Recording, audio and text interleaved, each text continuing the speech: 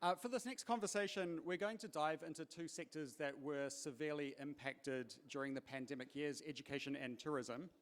And I think the reopening of the borders has seen a real remarkable revitalisation of both of these sectors. The return of foreign tourists to the country has been a prominent bright spot for New Zealand's economy, and there has been a notable increase in study visa approvals, particularly for universities. I think the importance of these two sectors was really evident from the emphasis placed on them from the Prime Minister's recent visit to China. And we have a lot to discuss today on these two sectors. So what I'm going to do is I'm going to dive straight into this. I'll introduce the panelists one at a time with a question or two, and then we'll open it up to a wider panel discussion. So please do keep those questions coming through on Slido if there's anything you would like to ask our panel. But I'll begin on my right with Grant Webster, who is the Chief Executive at Tourism Holdings.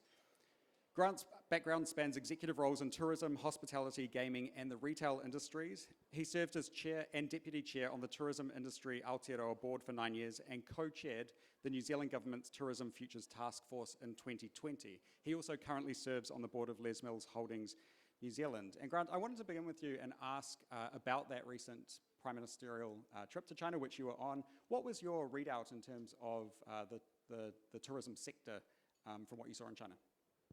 Yeah, look, we were very fortunate from a tourism perspective because I think we would honestly say tourism is back. There's been some questions in general about whether New Zealand wants growth in tourism, and it was fantastic to see the Prime Minister actually saying we're open for business. In fact, at the gala dinners, he was going, "Come and see me to book your holiday." So I think that was really fantastic. And I think we've got to remember the importance of those geopolitical issues that we've been talking about this morning, Tim, because when you look at the US, rough figures, that at the moment there's about 20 plus, 26 odd flights a week between China and the US. Pre-COVID, that was 300. To get a visa at the moment takes about 6 months.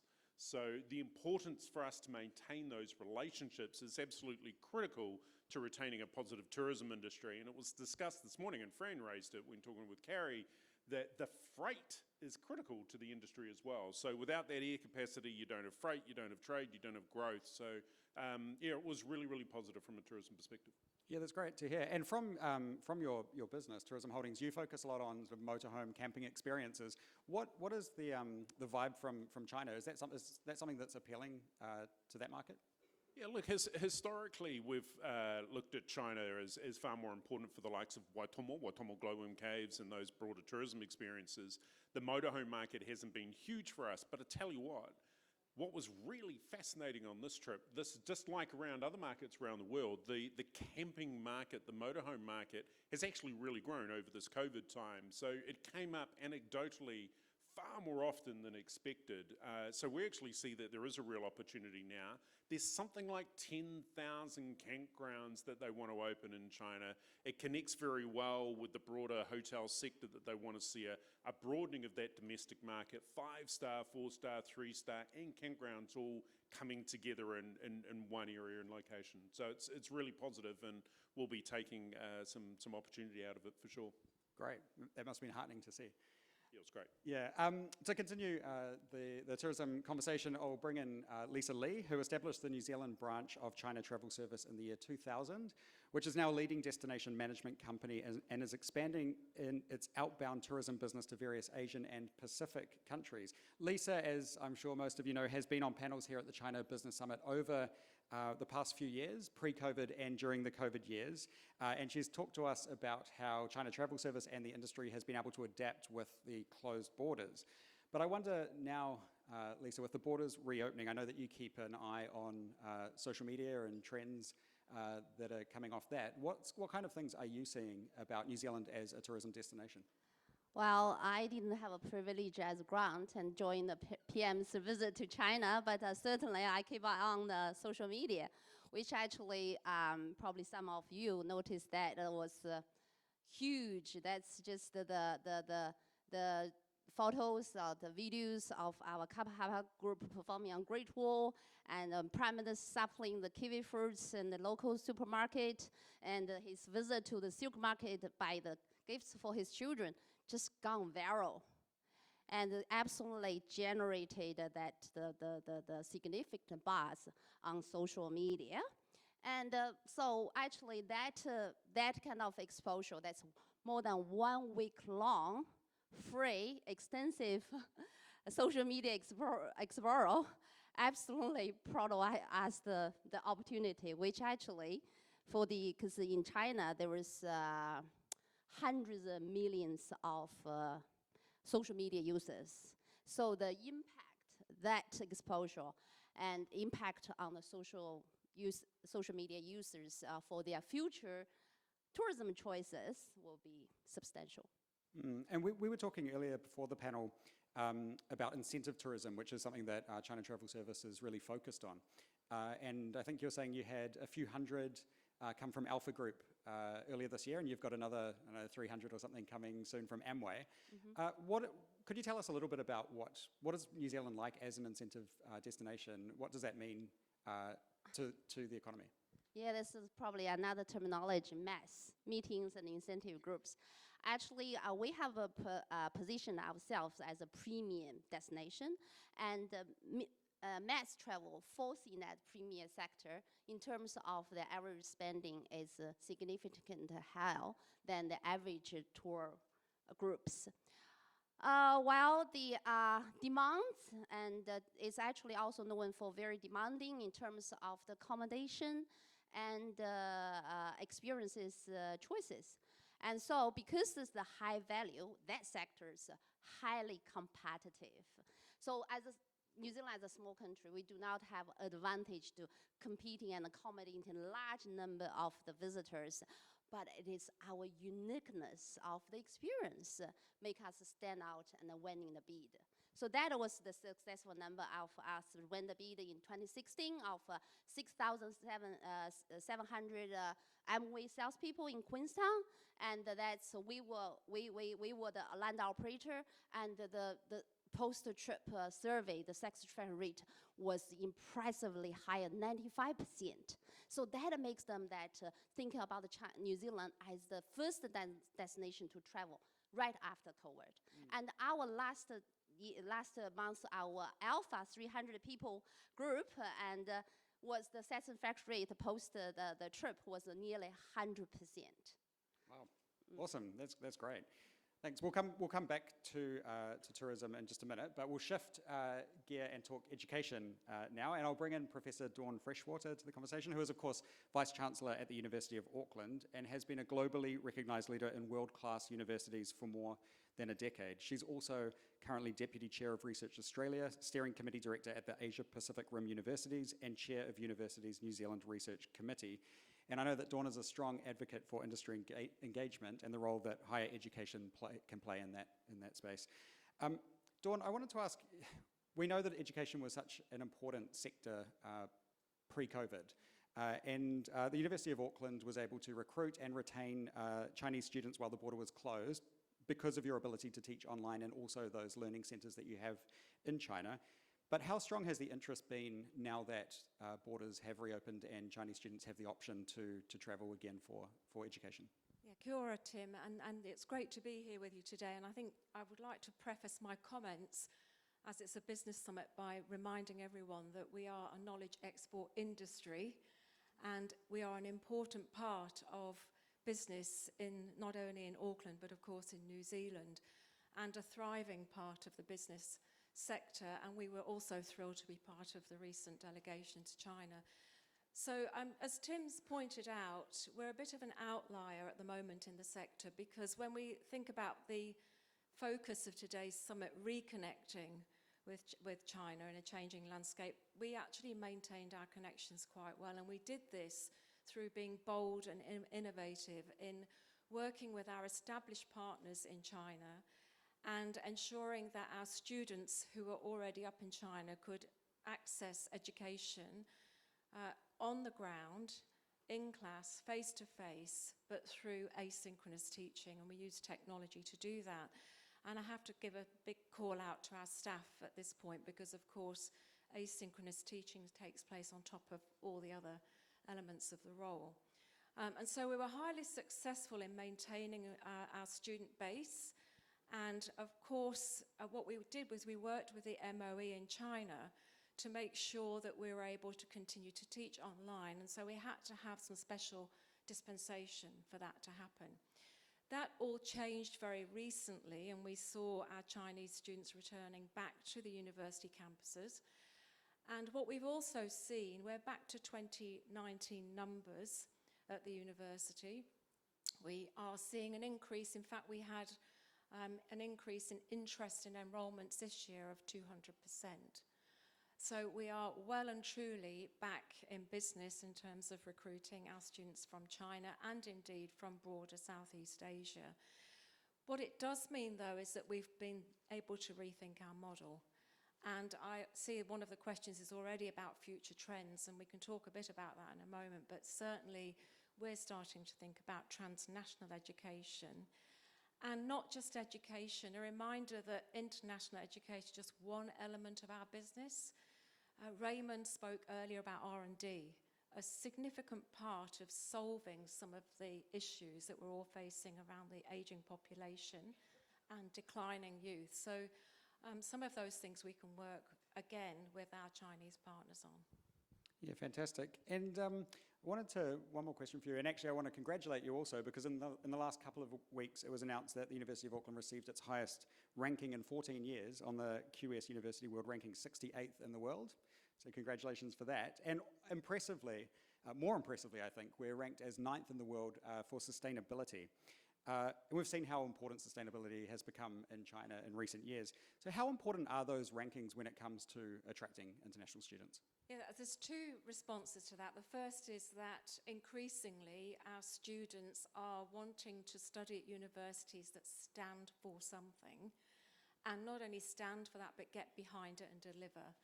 And of course, as you would expect, sustainability is a big part of that. And so students from all over the globe are looking for universities that really are committed to delivering on that agenda. We're really committed to the SDGs, and we're working against the 17 SDGs on a number of rankings.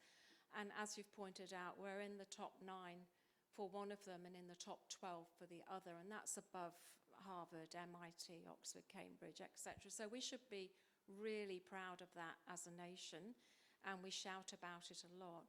But rankings are important, and in China, and this is important for families of our Chinese students, they will pick ranking over price. Much more important to be attending a highly ranked university, and families will work extremely hard to be able to pay the premium for a highly ranked university. And whether we like it or not, and there are mixed views about rankings and rankings agencies, this is how people select their universities. And they also select where in the world they want to be. Tourism, of course, is a part of that, but also all the things we've heard about today in terms of safety, another issue, a whole raft of issues around the experience. Yeah, fantastic. Thank you. And I'll bring in our final panellist for the day, Professor Wiremu Doherty, who is Chief Executive of Te Whare Wānanga o Awanui Ārangi, a tertiary education institute providing higher education and supporting community development that is based on the values of Māori knowledge, language, and culture. It has 3 main locations in Whakatāne, Whangare, and Tāmaki Makaurau, with a reach across Aotearoa, offering a range of certificate, bachelor, master's, and PhD programs. Wiremu, you were also on the Prime Minister's delegation to China, and I noticed in doing a bit of research ahead of this panel that you put a LinkedIn post up where you said that it was reaffirming to see the strong linkages that can be made through Māori culture. We saw that haka on the Great Wall that went viral, performed by the Kapahaka delegation. What role do you think Indigenous culture and values and New Zealand provenance has when it comes to education in particular? Kia ora Tim. Loki te tuatahi, rēneta kai mena kai konei koe I roto I te rūma, kai te mihi rā kia koe Ngāti Whātua. Kai te whakokia tau te mihi kia koe I whakatau hea koe te ata nei no reira Ngāti Whātua, nā mihi rā kia koutou. And good afternoon everyone, and sorry, yes, that is me if you're looking at the photo on the slides, left and right. But just to answer Tim's question, I think what was reaffirming for me is being a first time into China, what was reaffirming for me was the connection that culture makes. And it's through our culture is how we can engage and begin to build those meaningful relationships that all morning there are two key things that I've picked up from all of the presentations this morning. One of them is sustainability, and the other one was circling around the notion of trust, but not mentioning the word trust. So trust can only come from a deep, meaningful relationship that you build with someone. It doesn't happen over 5 minutes. And that trust, I think, is one of the things that through Te Ao Māori, through our culture, when we connect through to Chinese through its culture, we both respect our past, we both respect what that has and how that informs our present and how that informs our future. And the second component that is important to us are our elders. And it's informing that we build a world that engages them into our world and engages them into this notion of lifelong learning. So within an Indigenous notion, our time frames are a little bit different. You know, yes, the 3 to 5 year strategic plan is important, but what's more important is the intergenerational impact of the decisions that we make today to ensure that we leave a better future for our generations, our mokopuna, our children and our grandchildren for tomorrow. So I think the notion of Indigenous knowledge has got a lot to add. Look, to speak rather glibly within New Zealand, you know, I think we're looking at as my colleague here from the University of Auckland has said, education is definitely a tradable component, and that needs to be looked as a component for New Zealand Inc. as part of our trade. So one of the things that we have, and I'm in my research, we are one of the only countries in the world where we have an Indigenous body of knowledge working with starting from a colonial educational background, where we are working constructively together. Now, inwardly within New Zealand, we've still got a lot of work to do in how we actually move towards that place that we're going to be happy with. But the key component in that is that we are working constructively together. You take that as an export market that we can add another strength to our bow within the education sector. It is about how do we include the minorities, how do we include the inequities that sit across all forms of education, the notions of equality. So we've got a skill set that sits within our sector within New Zealand, which I think is a value add that we can all use and share from within New Zealand Inc. And did you feel like that was the Chinese were receptive to that when you were over there? And one of the comments when one of the many lunches we had, and I was absolutely humbled to be included on the delegation, and thank all those who made the decision to ensure that I was part of the delegation. There was a comment that was made around the provenance of New Zealand is no longer the strength that it once was. And look, I disagree with that comment. We look at the haka from Te Whānau Apanui on the wall. That in itself shows the value and the significant contribution around provenance. And if you're looking at provenance within New Zealand, you scratch the surface, you get to Māori. And it's how do we utilize that as a strength that's not an add-on. And it's got to be careful that it doesn't become tokenistic and is an add-on. But how do we add that as an implicit component of what we do, I think is the secret in going forward.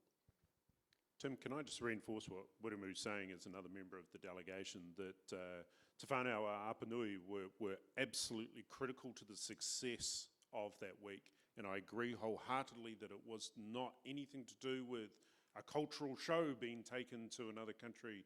It was the true connection of what New Zealand is about. And I'd actually like to also just call out Pānea Tyson Nathan, who has been going to China for decades now and being part of representing what New Zealand's about. And that also was that deep connection, a bit like Sir Richard Taylor. Those connections and that cultural connection through generations is absolutely critical. And I think one of the lessons that everyone came out of that event was saying we need that equivalent connection moving forward with further delegations. It was a big difference for those that have been more than once. Well, thank you for calling out Pānea. She has made a big impact, and I think you've suitably embarrassed her, so that's good. Dawn, just before we open up to the wider panel discussion, I was interested to see the recent report out by the New Zealand-China Council that showed that China is New Zealand's fastest growing international science partner, and that the share of research between our two countries increased from about 8% to 12% just over the past few years.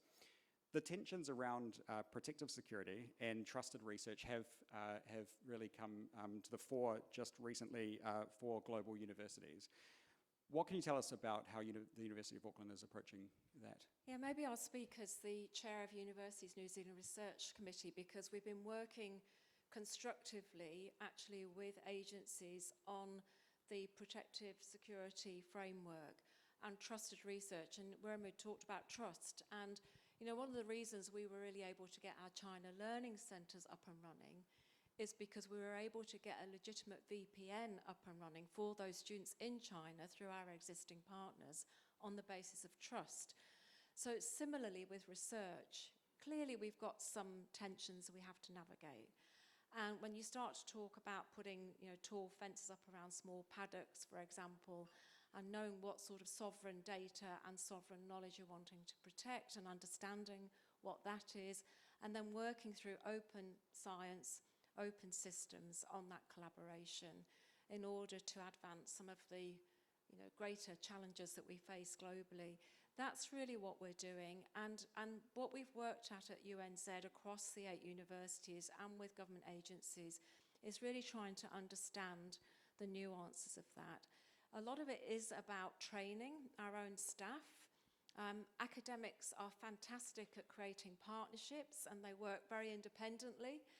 But it is important for us to understand those partnerships and the collaborations that we're getting into. And it's also about educating our students and helping international students also to understand the environment they're coming into.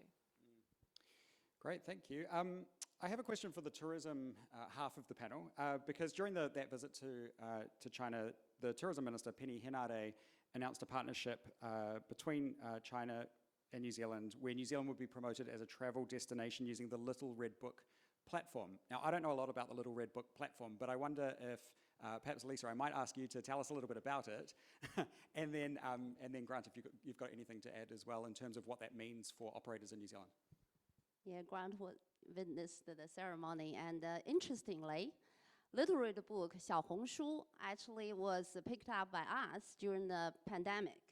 It was during our hibernation, and we trained our staff and to actually learn to capture the brand new media forms from China.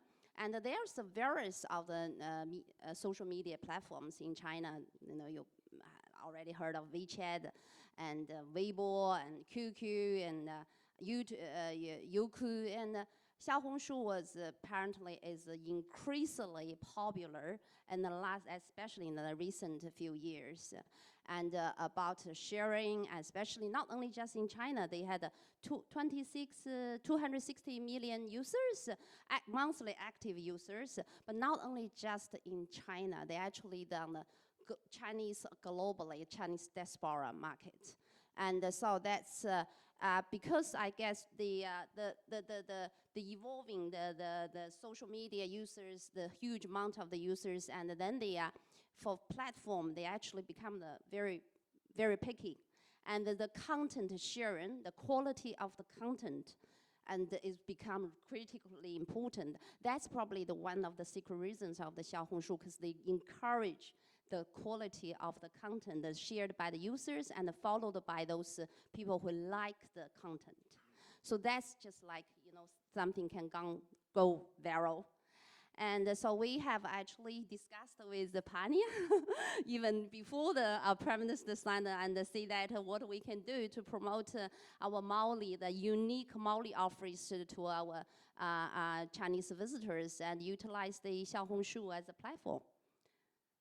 So I think that was really good to see the signing. Yeah, great. Yeah. Would you add anything about what it means as an operator in New Zealand? I think Lisa summed it up. So less than 10 years old, started out as essentially as a PDF, right?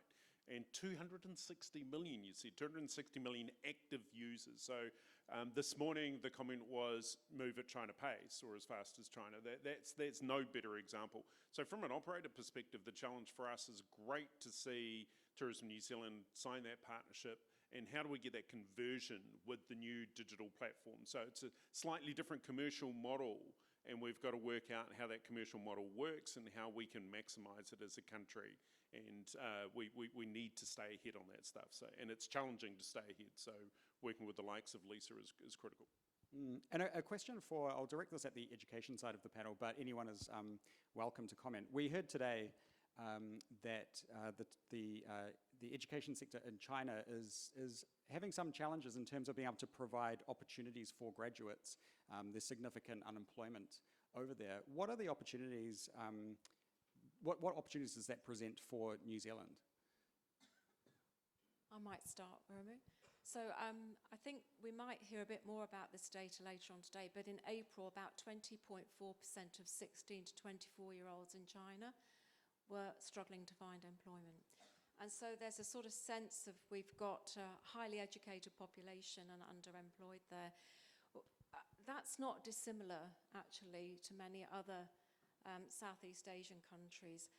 There are opportunities for us to think differently about the way in which we engage with that cohort that are coming through. When you consider there's about 11 million students graduating a month in China, there's no shortage of students, but they're not particularly keen at the moment to leave the country for long periods of time, which is what I was saying earlier, models going forward. We have to think about transnational education. Students are very happy to start their studies in China and to have semesters with us and to travel and spend time immersing themselves in our language and our culture, but at the same time being able to keep the connections back home. And I think that's going to be an opportunity for us in terms of thinking, we're talking about retooling ourselves as the education sector in this regard. But also, of course, we have to think about what that means for opportunities for employment here. One of the challenges will be is that we are not particularly attractive competitively for postgraduate students in terms of their post-study work rights. And so that's something we would really have to think about. And just to continue that train of thought along, one of the things that I found absolutely astounding with China, we all hear about size and scale, but when you think 11.6 million graduates last year, you know, the figure is just outstanding. And to hear that a significant number of them are unemployed, and, you know, look, I don't know enough as to what the reasons as to why, but if we look to what's occurred in New Zealand with our education sector in the last 5 years, you know, this government has led some of the most significant changes within our educational sector to ensure that there is an alignment between tertiary and employment. Now look, and you know, Dawn and I will be the first to say is within the tertiary institution, we cannot make graduates employable. So we can't make them employed, sorry, we can make them employable. And I think part of the solution going forward is wrapped up in there. And if we look at what's happening in the world, and if I go back to, again, you know, one of the notions of culture to culture, once we actually get to meet people and we begin to build that understanding, and I think it may have been Raymond earlier this morning talked about, you know, some of the data around New Zealand with regard to China, and it's wanting to know more about them. And I think when we get to know people as people, all of a sudden, all of the fog that the geopolitical noise kicks up disappears. When we get to the notion that we can trust each other, we can actually work together, and that we have a valuable contribution we can make together. And I think somewhere in here is a piece of work that still needs to be explored and looked at around how we can support each other, whether it's inboarding or outboarding students into New Zealand, and also similarly with us outboarding students into China. And I think from in that cultural context, the more we learn about each other, the more we begin to engage with each other, that then simply reaffirms that connection of strength of us wanting to remain friends and moving forward. And being friends is we can agree to disagree, but we do it in a safe environment of being friends. Yeah, very, very good points there. I might add to that question and direct that to the tourism panelists. We saw during the COVID lockdown period in New Zealand, or the border closures, a lot of those that provide a seamless experience to tourists leave New Zealand. So people, you know, tour guides, translators, marketers have left. How has that impacted your businesses, and are you seeing any changes now? Well, certainly it's really hard. It's very disheartening to see our industry lost of the expertise, and including the Chinese language capabilities. And it's hard to this is actually part of the issues we currently have for the pace of recovery. And because it's not only just the demand, but actually on our supplier side. Yeah, I agree in essence. I think there were some businesses that were lucky enough to have certain ways of keeping some of the skills, ski guides, bungee, a whole raft of things. So we're probably fortunate in some areas, but generally speaking, 100% agree with Lisa. It's been a struggle. Yeah. I wondered, we've spoken a little bit about what New Zealand can teach China on this panel so far, but I wonder, right across the panel, what can New Zealand, both the education sector and tourism, what can we learn from what China is doing? One of the things that absolutely astounded me in China was the notion of efficiency, of doing business and working. China speed. Right? China speed, and I think that is something that we can learn from within New Zealand, and it's part of that reaffirming itself, building itself on its culture, standing on its culture, and using that as a strength that you are who you are, and I think China has got a remarkable history that goes back thousands of years, and I think who they are, that is implicit in what they do every day, and I think that is something that we in New Zealand can learn from. I think I would just add to that by saying the relationship between industry and research, education and government is much stronger, and the investment in those relationships is really tangible.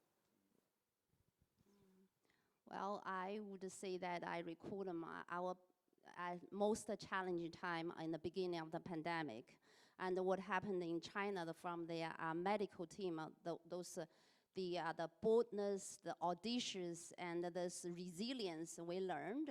That's actually kept our team as we thought it's doing nothing is not our option. We got to do something. Even with the numbers of the zero, with no income, but we still have to do something.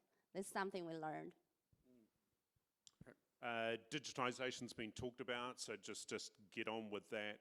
Completely agree with Dawn around relationships, and that leverages into just the scale of New Zealand. We are small, let's be honest about it, and particularly from a tourism perspective. Sometimes we think because we're really good at tourism that we must be the centre of the world for tourism, and we're not.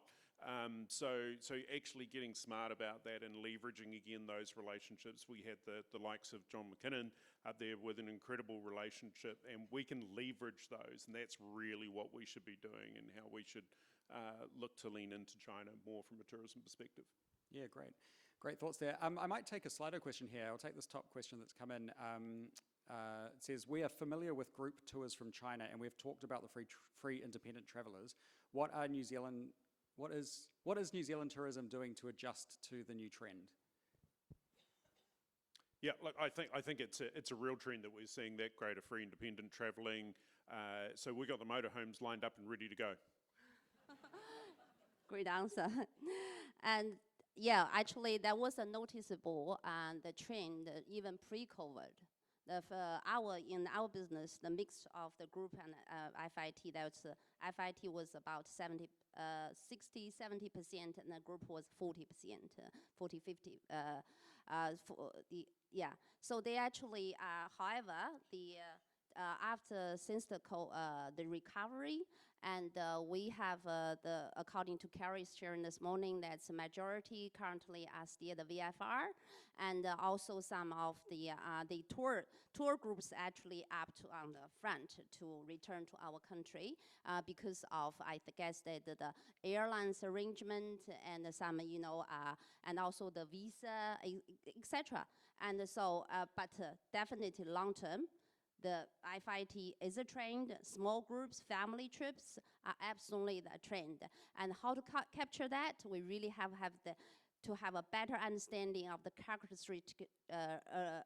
characteristics of those visitors, and have to understand that, because they are, again, the social media users, and how we can actually capture them through our offerings through the social media platforms. And that's actually the things we got to look into. Yeah, fantastic. We might as well continue this conversation about trends, because Dawn, you touched on this earlier, and there is a question here about future trends for the sector and the role that technology is playing in shaping it. Is there anything you'd like to add to that? Well, I think I've touched a bit on some of the trends. So the transnational education element is part of that, and much more of a flexible approach to the way in which we deliver education and serve the research agenda through technology and through the online medium. So that will continue, I'm sure. And I think what we're going to see is we've just accepted another 50 China Scholarship Council PhD students.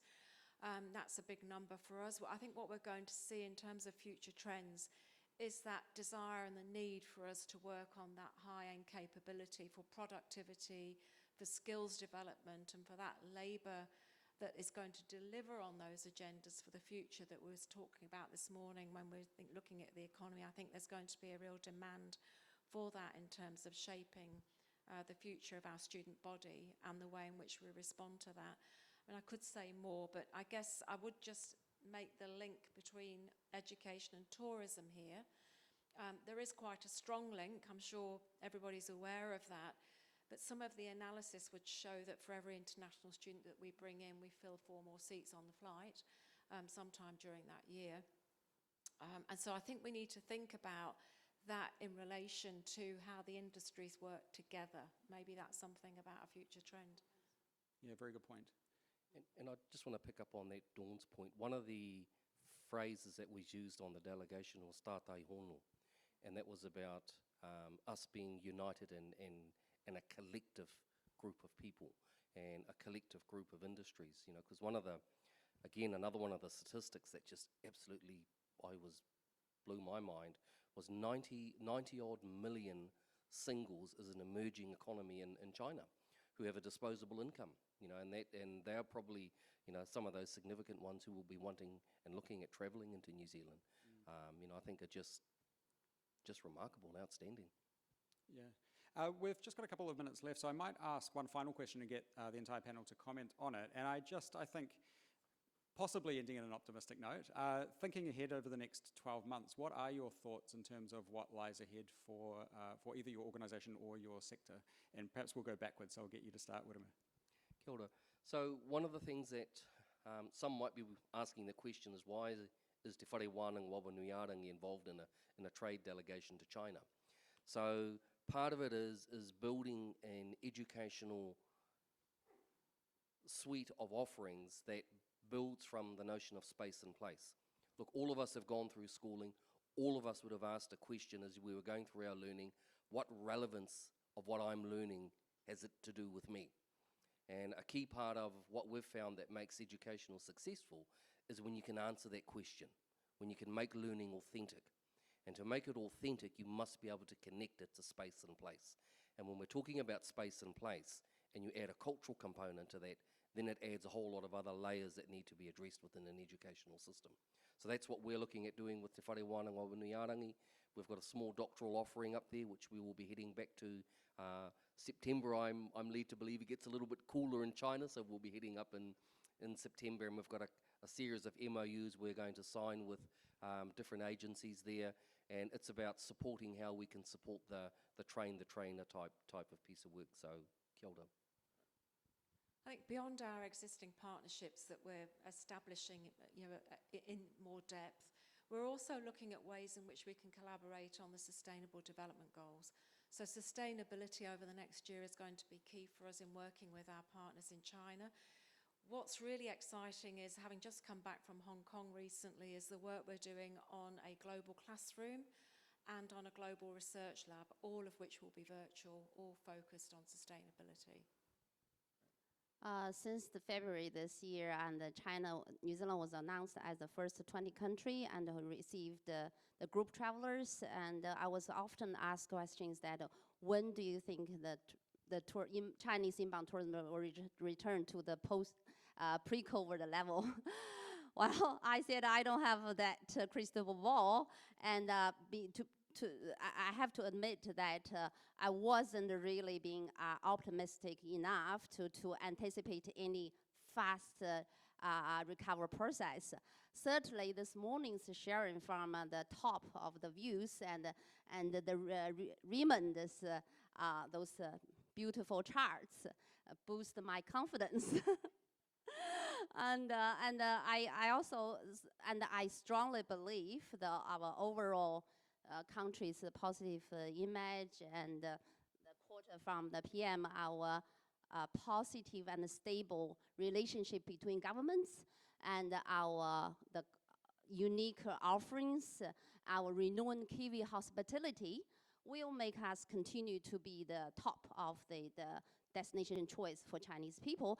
And I believe in next 12 months, like I said, every day will be a better day, and so we'll get ourselves to prepare for a busy summer and beyond.